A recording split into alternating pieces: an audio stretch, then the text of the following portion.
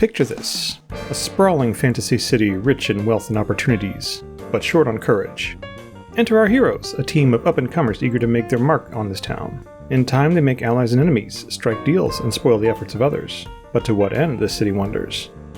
Only the heroes know. They keep their ambitions close to the chest, each victory only revealing a portion of their plans. Their adversaries rally, preparing for a final confrontation. The heroes unleash their forces, setting the stage for a battle that will change the face of the city, for good or ill. This is the atmosphere that you must develop if you want to run the campaign format that I like to call the Zen Garden. The Zen Garden is our last intermediate format. While the Trek takes the radius and scales it up so that only one journey can be completed, the Zen Garden does the opposite. The overall geography is scaled down but is more detailed. The central hub of the Zen Garden needs to be bigger, big enough that the players have enough gameplay opportunities without any external areas. To do this, you need to make a big shift from geographic exploration to social exploration. Fewer places, more people. And these people, your NPCs, need to be a bit more varied and fleshed out than your usual roster. And that makes the Zen Garden great for GMs who like playing, voicing, and expanding on NPCs.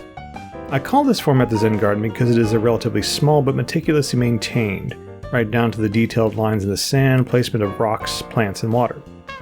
But another name for it, which my players found more accurate and more amusing, the Springfield, hometown of The Simpsons, populated with a supporting cast that has grown in both size and depth over its many years. Springfield isn't a big town, but it's big enough to incorporate whatever the writers need to facilitate the adventure that works best for the episode. Say the writers want an episode where Bart and Milhouse buy comics. They go to the android's dungeon. Who sells them comics? Comic book guy. Did that location or that character even exist before episode 34, 3 Men in a Comic Book? No. But can Bart and Milhouse go back to the android's dungeon to facilitate other comic book related shenanigans in the future? Sure. Can the role of comic book guy be expanded as Bart and Milhouse take more of an interest in his life? Absolutely. Comic book guy is apparently married now? Man, I have not watched The Simpsons in a while. Central to the Zen Garden is the player buy-in. Players need to know up front that you're there to facilitate their character ambitions. You've got these gaps in your garden specifically to build things that the players want to do. But like our other intermediate formats, there's no reason you can't have menu arcs or radius arcs handy when things get slow. But I'd say it's time to get into the details of... A good way to begin your prep is to have that setting session that we talked about in an earlier video. Get with your players with an outline of your ideas for the campaign and setting, but ask them what they'd like to see their characters have the opportunity to do. Do they want to be involved in organized crime, get into a local sport, run a business, fight someone or something, or domesticate dinosaurs? Any of these could produce a potential arc or even several arcs of gameplay in your setting. But after you establish what your players want to do, you need to populate a portion of your Zen Garden with people and institutions that offer both support and opposition to their ambitions. Your android's dungeon and comic book guy. These people and institutions need a bit more detail than would be found in other formats. What values characterize this institution and its members? What sets it apart from other organizations that operate in the same sphere? What is the public perception of the institution, assuming there is a public perception? And if the perception is negative, why does the public tolerate this institution's existence? I'll use an example from a campaign that I've run twice in my own Zen Garden called The Pinnacle. This was a game of Edge of the Empire, so I knew even before the campaign began that I would need some criminal elements. The Pinnacle was given 4 crime lords. The first is its original crime boss, Bryn Trask. Trask is an old-fashioned gangster holding to the values of her Corellian ancestors. She's what you might call a sustainable criminal. Her organization doesn't pinch people for more than they can reasonably give, and doesn't target people who aren't in a position to be extorted at all. She is broadly despised by most of the Pinnacle's industries, but is comparatively loved by most of its working population. Next is Volk the Hutt, who is a low to mid-tier crime boss among Hutts, but has managed to make a big deal of himself in the Pinnacle. He will target anyone and anyone with spice, other vices, or extortion, and will drag anyone who can't pay to his various semi-legitimate spaceport service companies as slave labor. He is universally despised, but the public is forced to tolerate him because Volk can undercut the only other industrialist operating spaceport services on the Pinnacle, a man named War Cullen. Without Volk, Cullen has a monopoly and prices for essential services escalate rapidly.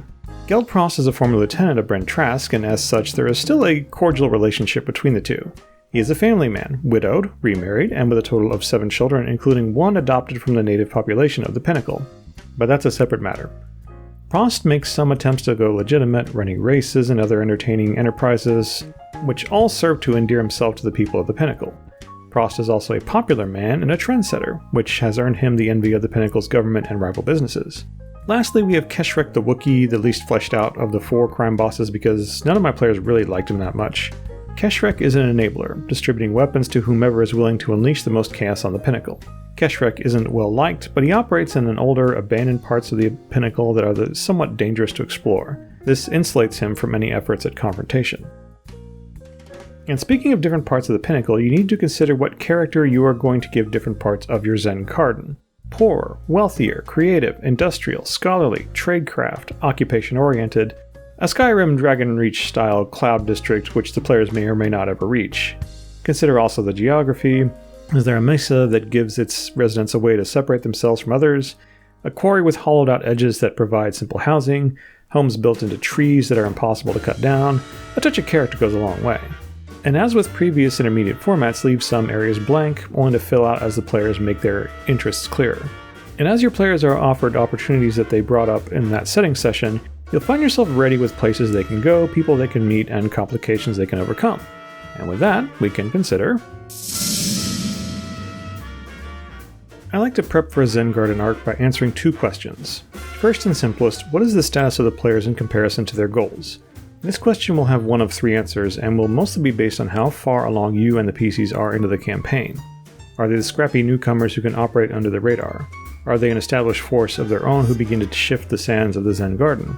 Are they the mark makers capable of altering the shape of the Zen Garden? To simplify things, I tie these 3 states to the overall progression of the campaign, the first, second, and third acts. Our second arc question is one more easily answered by the players. Which ambition do they seek to progress next? And the sooner you have an answer to this question, the more time you have for further prep. This means that sometimes you'll have no time to prep. At the end of one session in a Pinnacle game, the PCs had been given gambling chips by a questionable associate named Ro Saldan. Ro claimed that he'd been banned from the Tilted Tauntaun casino and needed someone to help him gamble the chips on his behalf. He offered to split any winnings in exchange for putting up the initial capital. The PC successfully did so, but after the money had been split with Ro Saldan, it was discovered that his original chips were counterfeit, and the PCs had been caught on surveillance footage gambling with them. I assumed that the players would want to use their new funds to get the ball rolling on their other matters in the next session. I prepped my notes, coming up with various business challenges and personalities that they might encounter as they set off on their new ambitions. But it was not to be. After reading the next intro, all the players could talk about is how they wanted to get revenge on Ro Saldan, and so I found myself fabricating multiple gangsters, fleshing out one of Volk's lieutenants, and making up multiple locations to give the players a trail of revenge to follow. All quite fun. I burned through quite a few randomized names and pre-prepped location material in the process though. But that's what you have to do to make the Zen Garden work. Smoosh your improv and prep together so that all the props and sets are ready to go when your PCs round the corner into a new scene. And Ro Saldan became a valuable lesson for me as a GM, that if the players really like or hate an NPC, they'll make the effort to come into contact with that NPC again. And that's something to watch out for as you do your... In the Zen Garden, encounters tend to be more improvised and player-driven, but there is still prep you can do to streamline your session gameplay. A more robust set of randomized names is important. Players are going to be meeting a multitude of NPCs in the Zen Garden. Keep track of who is assigned a new name as the session moves along, and try to estimate if your players will come back to this character again. Keep track of what you roll for this new NPC to keep them consistent in the future. Give characters a spin or quirk that sets them apart from other NPCs. Unusual family, foodie, collector, music lover, travel snob, trivia nerd, card shark. Not every NPC needs this, and don't burn a quirk on a one-and-done encounter. Consider a more robust array of location names. Family businesses are often named after the family, larger industries will often have the founder name, pubs and smaller venues will often have a name in the form of the something something, with either rhyme or alliteration. The Bent Fender, the Dark Delights, that's an Umbaraj club. Tilted Tauntaun, Peril's Peak, and so forth. If the players build or make something of their own, press them to give it a little more character as well. What sets their racer or shop or gang apart from all the others in the Zen Garden? This can give you a little fuel to establish a rival who might take offense to such accents. And this could add a bit of character to that rival. Vanity and jealousy are fun quirks in an NPC. One nice thing about the Zen Garden is that travel prep is absolutely minimized. When you see Bart and Milhouse at the android's dungeon, you don't really question how they got there. Maybe Marge dropped them off, or they rode their skateboards or bicycles. The geography of Springfield tells us that this isn't really a challenge. When players went from A to B in one of my Zen Garden games, I just had them roll a vigilance check to see if any trouble ran their way, and if it did, I took a look at the region where it happened and constructed a quick and appropriate encounter, sometimes consulting a randomized table. Also consider what forces might take an active effort against the PCs. Don't make your factions completely passive. And this isn't always a combat encounter. This could be a legal challenge, a smear campaign, a competitor moving into the PC's territory, surveillance, or a fabricated revolt or protest. I do love the Zen Garden, and when it's done right, it does feel like you've built your own little Springfield with its own little population of similarly offbeat characters. And when you run your Zen Garden a second time with a different group, it's all the more streamlined. You already have a multitude of places and people that PCs can encounter on the way towards their goals. And I'm going to do something different with this video. After the fade out, I'm going to run a slideshow of some of the memes that my players made during their stay in the Pinnacle. But have you ever run your own Zen Garden or Springfield, or maybe know it by a different name? Let me know in the comments, hit all the usual YouTube buttons, and happy gaming. I'll see you next video.